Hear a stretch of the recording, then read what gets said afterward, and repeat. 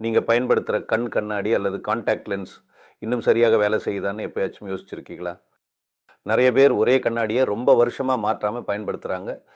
இன்றைய வீடியோவிலே மயோப்பியா அல்லது short side lens எப்போது மாற்ற வேண்டும்? அது இன்னும் எஃபெக்டிவாக இருக்குதா என்று தெளிவாக பார்க்கலாம்.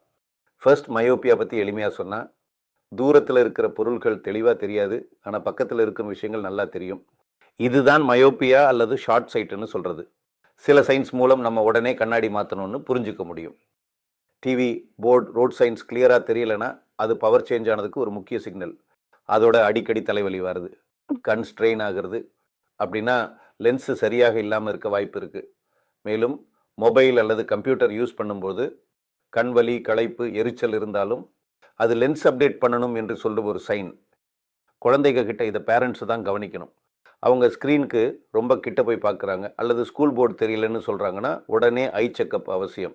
ஏன்னா குழந்தைகளில் மயோப்பியா வேகமாக அதிகரிக்கும்.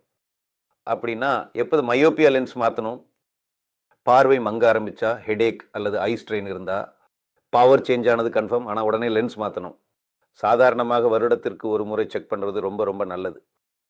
இந்த வீடியோ உங்களுக்கு பயனுள்ளதாக இருந்தால் லைக் பண்ணுங்கள், ஷேர் பண்ணுங்கள், சப்ஸ்கிரைப் பண்ண மறக்காதீங்க.